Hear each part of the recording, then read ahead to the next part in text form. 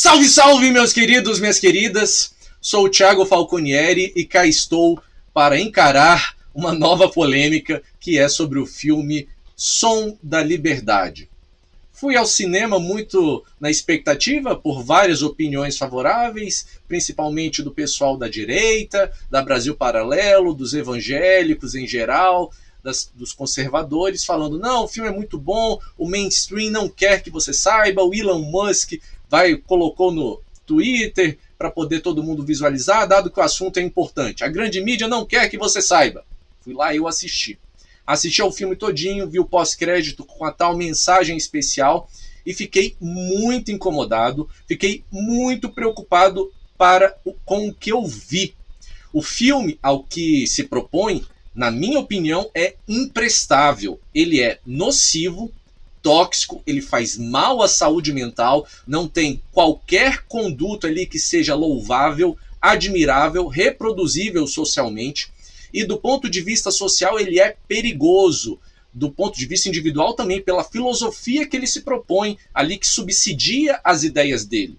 Ele utiliza da comoção, né? É muito sensível nós vermos a questão do tráfico humano, da violência contra a criança, que não é explicitada ali no filme, mas é de uma forma intuitiva. Nós sentimos a dor de crianças sendo exploradas, raptadas, sequestradas para fins perversos, nós sentimos essa dor, sentimos a alegria do resgate dessas crianças, mas esse contexto emocional faz com que os telespectadores aceitem todo tipo de barbaridade. É como combater o mal com o mal, combater um crime com outros crimes, combater um erro com outros erros.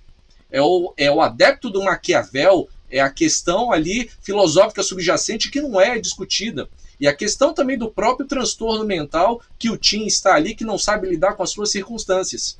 Aí eu refleti sobre isso e fui procurar opiniões a favor. E eu vi as mesmas opiniões que eu vi antes, que falavam bem do filme. A Brasil Paralelo, o pessoal tão inteligente ali falando do filme. Por que o pessoal não é contra o filme? Cheguei a ver até o Nando Moura, né, falando: não, o filme é muito bom, eu chorei pra caramba. Vi também o Léo Stronda fazendo a propaganda pela Paris Filmes, né, para reproduzir o filme. E aí a questão, né, das coisas favoráveis ao filme é: não, eles põem uma temática importante, que é a exposição do tráfico infantil, o combate ao tráfico infantil, a exploração sexual. O filme expõe um herói que dá a vida, né, para salvar as crianças, que mergulha ali naquele inferno da prostituição infantil, e o mainstream é todo contra. O mainstream é contra, então o filme deve ser muito bom. E aí, por outro lado, o mainstream, né, em vez de fazer uma crítica razoável do filme, não, o mainstream vai criticar o filme dizendo: não, a direita, a extrema-direita apoia o filme. Vai dizer: o ex-presidente Trump apoia o filme, e eles odeiam o ex-presidente Trump. Porque se o Trump falar que beber água é bom, eles vão dizer que a água demais faz mal, né? Que a água tem conteúdo tóxico, né? Tudo que o Trump fala é nocivo. E aí, se o Trump está apoiando, é ruim também.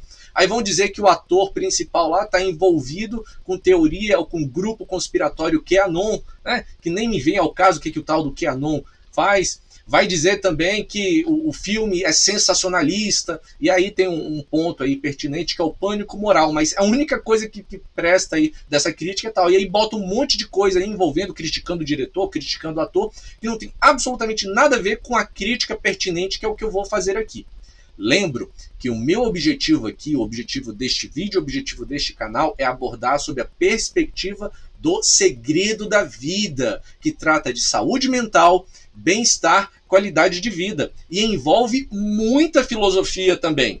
E para responder à questão do porquê que esse filme é imprestável, nocível, tóxico e perigoso, eu tenho que apresentar 3 questões que eu vou responder ao longo desse vídeo. Pega sua pipoca aí, desarme seu coração, que eu tenho certeza de que você vai mudar de ideia, ou pelo menos refletir ao ponto dessas 3 questões que eu vou responder. Primeira questão que eu vou responder: por que esse filme não é exemplo de conduta para a saúde mental, não é exemplo de conduta para as pessoas se manterem saudáveis psicologicamente? Por quê?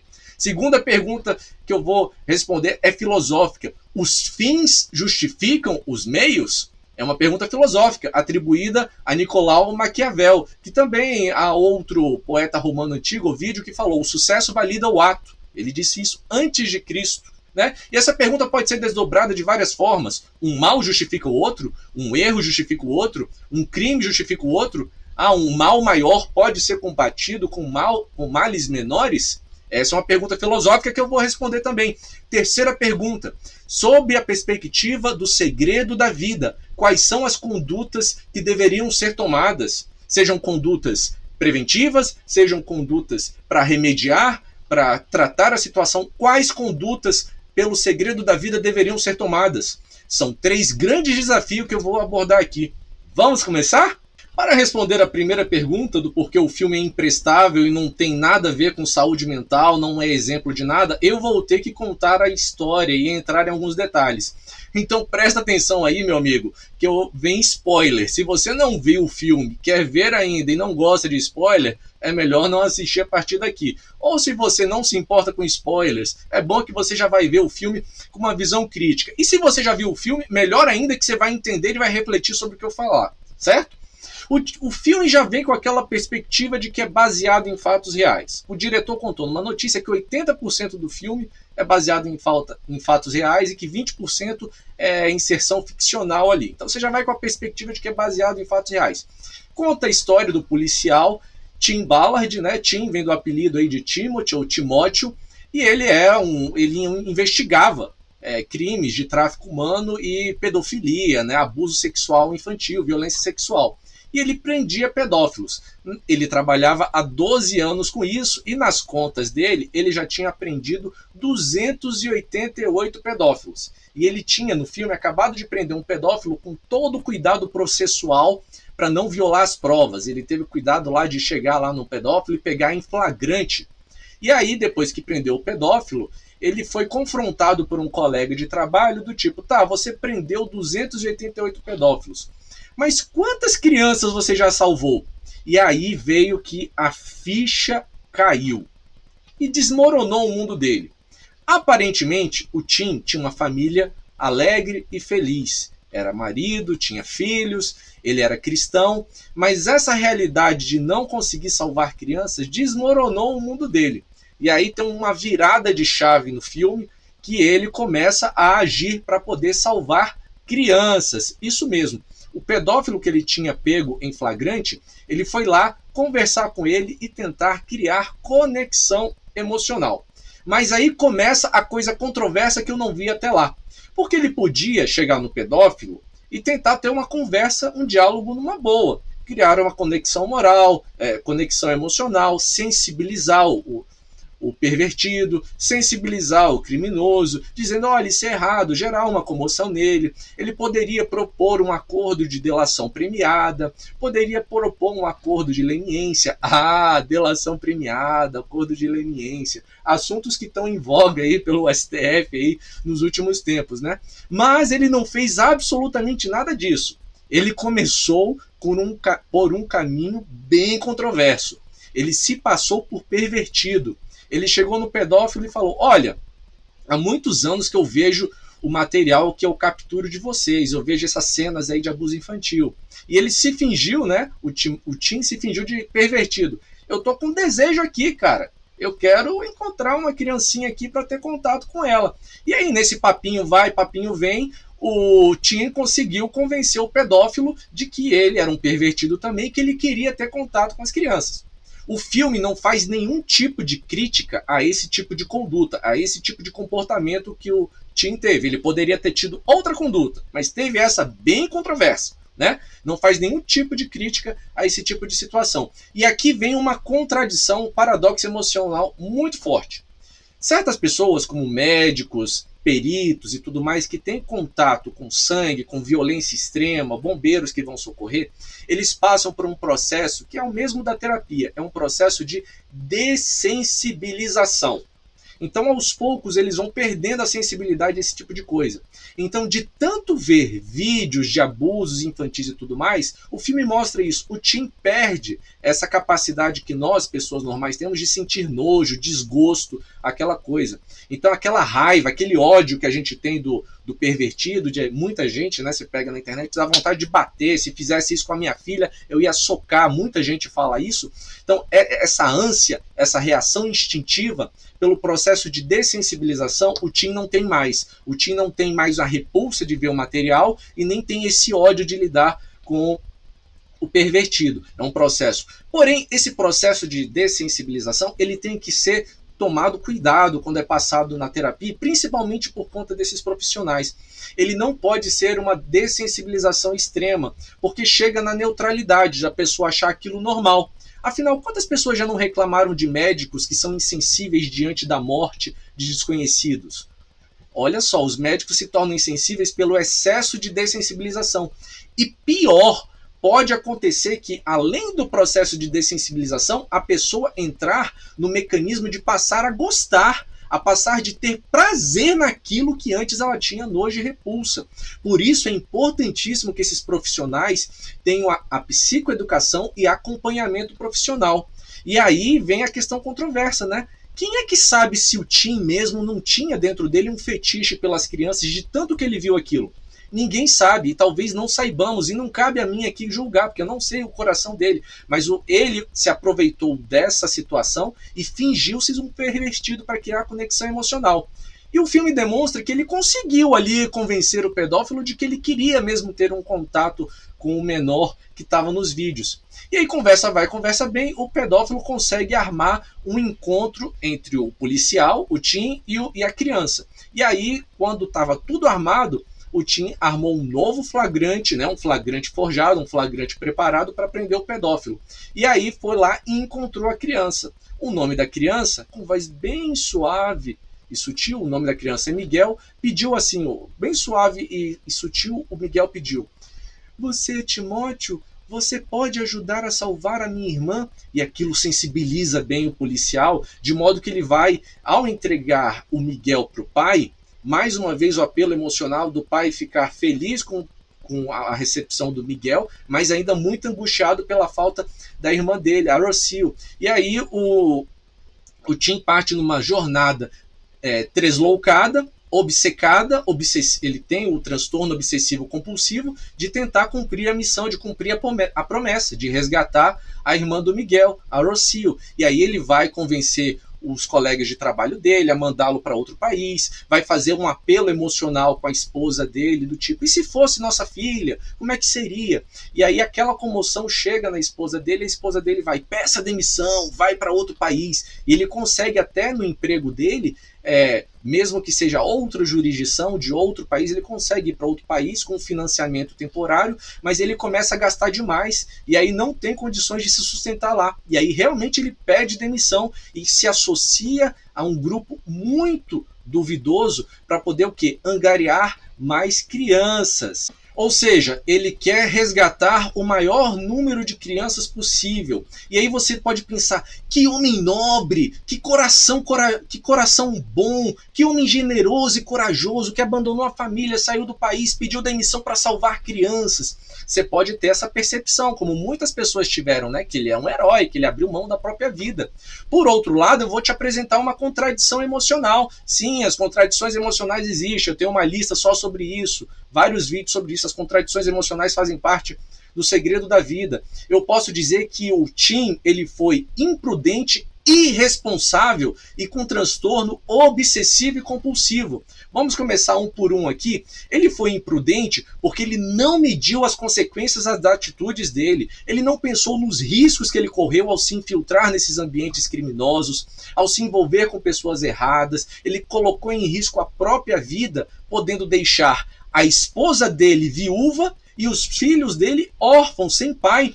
Será que valeria a pena a esposa ficar viúva e os filhos órfãos e causar destruição na família dele para cumprir a promessa de salvar uma criança? Ele colocou a vida da família dele em risco? É a contradição emocional. Isso é imprudência. Ele colocou os colegas de trabalho dele em risco na jornada dele, que é obsessiva, porque ele colocou em risco a questão do emprego dele, até que ele chegou ao ponto de pedir demissão. Ele não pensou, ele abandonou o país dele, o ofício dele, ele poderia conseguir outros resultados de maneira lícita e abandonou na jornada obsessiva dele. Veja que paradoxo gigante também, quando eu falo que ele é irresponsável, é a questão de mercado, de economia. Alô, pessoal da Brasil Paralelo, vocês que ensinam tantas coisas legais, como é que vocês não pensaram isso?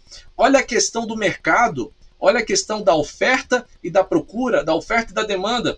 Ele quer reunir, ele tem a ideia lá de reunir um grupo de pessoas que se fingem de milionários, pessoas ricas, e eles querem montar uma ilha paradisíaca, né? O clube do prazer pervertido, querem reunir um máximo de crianças nessa ilha para poder ter aqui aquele bacanal, aquela suruba coletiva com crianças. É uma ideia totalmente pervertida, é uma ideia totalmente abominável, mas ali o filme coloca que o que está por trás do coração bom do Tim é resgatar o maior número de crianças. Mas veja que problema ele causou. Imagina que o criminoso lá tivesse no estoque dele 5 crianças, 10 crianças sequestradas. Aí me aparece uma demanda criminosa por mais 100 crianças sequestradas. O que esse criminoso vai fazer? Já que tem muito dinheiro envolvido, já que tem uma demanda criminosa. Esse criminoso vai na praça sequestrar mais crianças. Ou seja, no intuito de salvar o maior número de crianças, o Tim pode ter cooperado para que os criminosos trabalhassem mais e mais para sequestrar mais crianças. Olha que loucura, velho! Isso não faz o menor sentido e eu não vi ninguém criticando esse tipo de coisa.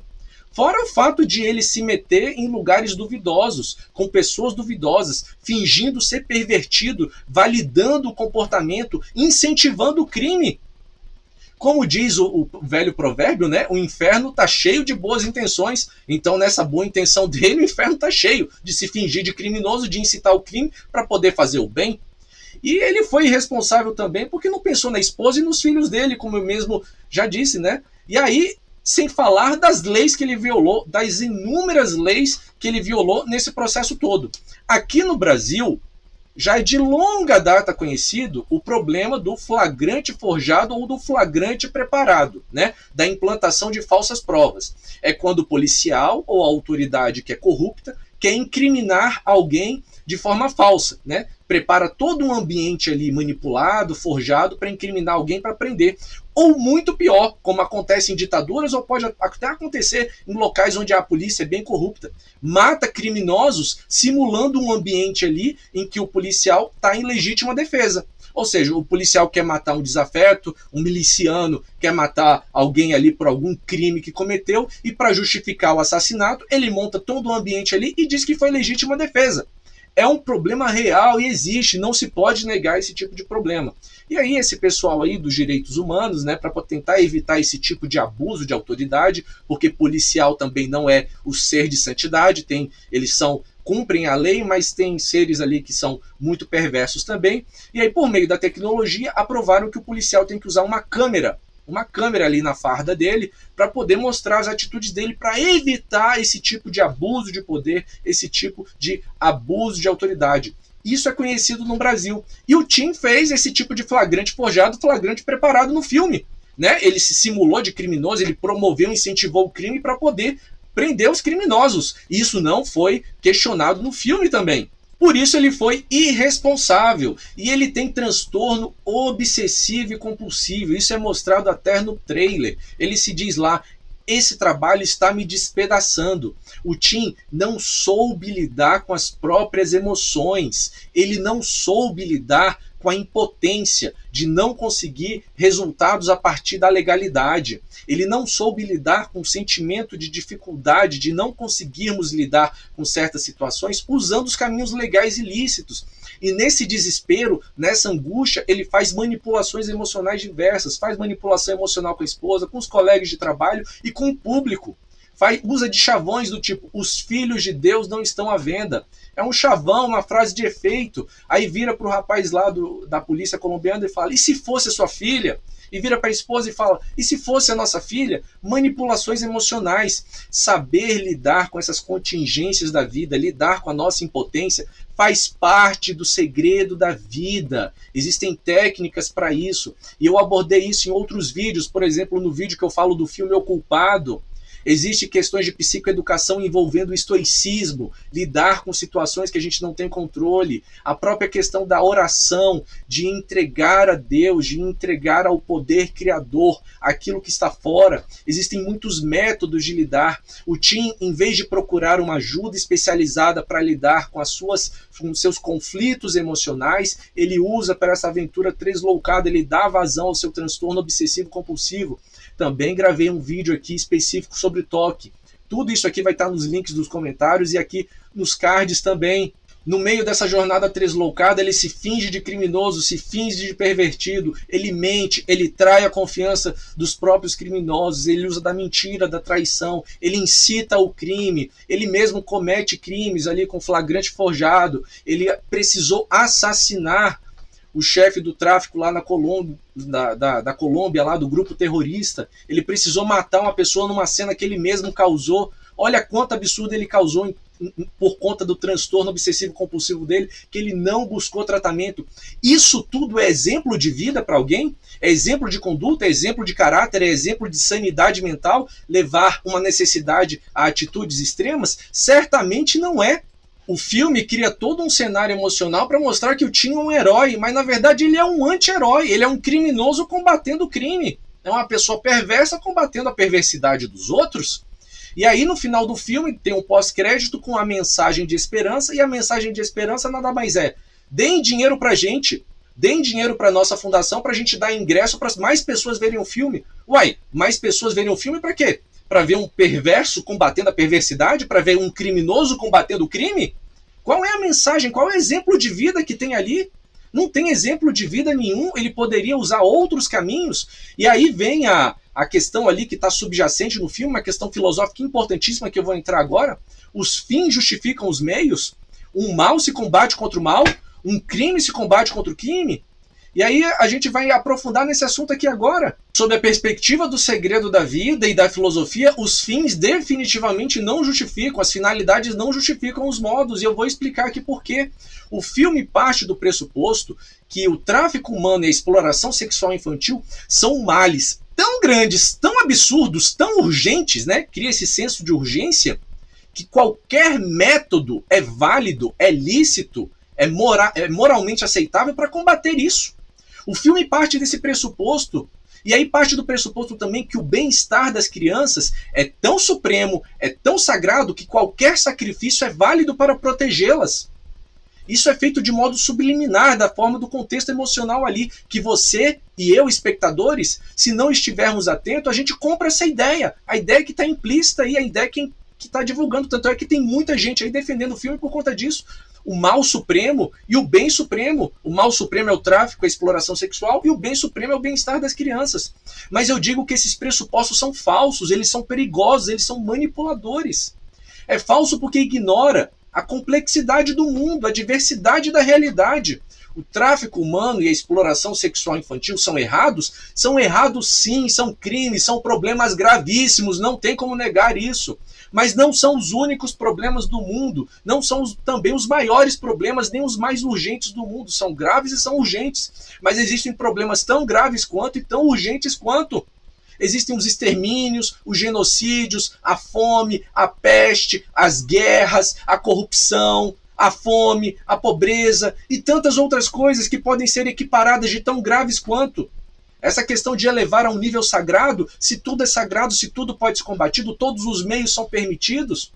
O bem das crianças é importante? Com certeza é, mas não é o único bem do mundo, nem é o maior bem do mundo. Há outros bens igualmente importantes, igualmente relevantes, e também dependem da perspectiva coletiva de uma comunidade e da perspectiva individual. Cada um pode ter o seu bem ali relativo. Para uma família, o bem relativo é o próprio bem-estar, para uma comunidade, o bem-estar. Não existe um bem absoluto sobre todos os outros, para ser perseguido a qualquer custo.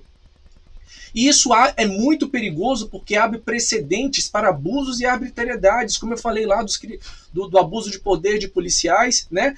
Se os fins justificam os meios, então qualquer pessoa pode eleger o seu próprio bem como bem absoluto e fazer qualquer coisa em nome desse fim sagrado, né? Qualquer pessoa pode mentir, enganar, trair, manipular, fazer crimes, né? Violar leis, violar regras, torturar, matar. Qualquer pessoa pode se achar no direito de julgar, condenar e executar os outros em nome do seu bem supremo, em nome da sua visão, da sua fé, da sua moral, dos seus costumes.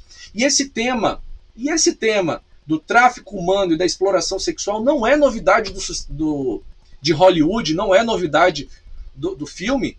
Em 2008, 2009, o Liam Neeson estreou o filme Taken, né, que em Brasil foi traduzido como Busca Implacável. Ele é ex-agente do governo, teve a filha dele adolescente lá sequestrada na época pelo tráfico internacional, só que em vez de se fingir de pervertido e ir atrás de se fazer como o Tim Ballard, né, de se fingir de pervertido, não, ele se colocou a capa de super-herói, usou os superpoderes dele e perseguiu os criminosos. Ele foi lá, perseguiu, torturou e foi matando todos os criminosos um por um, até no final do filme ele salvar a filha dele. Ou seja, o justiceiro que faz a justiça com as próprias mãos. Um é o caminho do Tim Ballard, que incita o crime, que promove a falsidade, promove a mentira, o fingimento, né? E o outro é o caminho do justiceiro lá do Liam Neeson, que coloca a capa de super-herói e sai torturando e matando todo mundo. Tudo é igualmente ilegal. O Som da Liberdade é um filme que faz todo esse tipo de exploração emocional, né? Ele utiliza discursos chocantes, ele utiliza crianças ali em sofrimento, crianças em estado de vulnerabilidade, com o discurso de que aquilo é o pior problema do mundo, que o tráfico de crianças é o pior problema do mundo, e a exploração sexual das crianças é algo tão terrível, né? Os filhos de Deus não podem ser vendidos, que aí todas as coisas são listas para perseguir o bem, para evitar esse problema, né? Isso usa como justificativa para fazer tudo que o Tim Ballard fez no filme. Mas eu digo que isso é errado, isso é imoral, isso é ilegal. São também formas de violência simbólica, formas de violência psicológica. Formas de violência psicológica com as pessoas envolvidas lá no trabalho dele, com a esposa dele, com os colegas de trabalho. É uma forma de violência simbólica e psicológica com você, espectador, também. Conosco, telespectadores. De nos manipular emocionalmente. De pedir dinheiro lá no final do filme para essa conduta toda inadequada. E isso nos leva à terceira questão. Pelos parâmetros do segredo da vida, quais seriam as condutas adequadas que o Tim deveria tomar? Sejam elas preventivas ou para remediar a situação? Vamos lá. As condutas adequadas seriam aquelas que respeitam a ética, a moral, a lei e os costumes. Aquelas que buscam o bem comum sem prejudicar o bem, o direito individual. Aquelas que prezam, que usam a razão sem ignorar as emoções. Aquelas que promovem a paz sem ignorar a justiça. As condutas adequadas são aquelas que seguem o segredo da vida, que é um conceito que eu criei que trata de saúde mental, bem-estar e qualidade de vida. Na forma de terapia, segue o modelo proposto pelo mestre e professor em psicologia Alberto Delíssola, que modela as terapias em dessensibilização, ressignificação e psicoeducação. A dessensibilização envolve a questão de nós entendermos os estímulos que nós recebemos pelos nossos 5 sentidos, os estímulos cognitivos que nós temos, e perdermos, diminuirmos a sensibilidade a eles, ficarmos menos sensíveis, e isso trata diversas coisas como fobias, traumas, estresse crônico, ansiedade, crise de ansiedade e tantas outras coisas mais.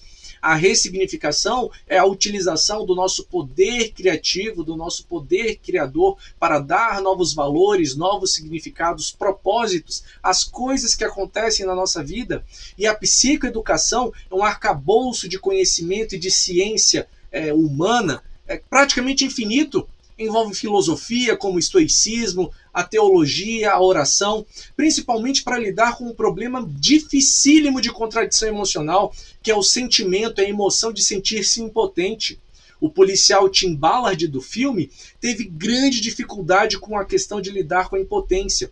Afinal, o que ele poderia ter feito? Ele poderia ter seguido as regras, ele poderia ter seguido a ética, a moral, ao tentar se conectar com o criminoso, utilizar a delação premiada, né? Utilizar da sensibilização. Mas qual seria o problema? A efetividade disso, não conseguir alcançar o resultado desejado. E aí, ao não alcançar o resultado desejado, sentir-se impotente. Ora, mas mesmo que você parta do pressuposto de que os fins justificam os meios, os resultados são incertos. Então, se você acha que vale qualquer coisa para alcançar o resultado, pense só. E se o resultado não for alcançado? Você precisou matar, precisou mentir, precisou roubar, precisou se fingir como criminoso, agir como criminoso, precisou torturar para conseguir o resultado. E o resultado não vem.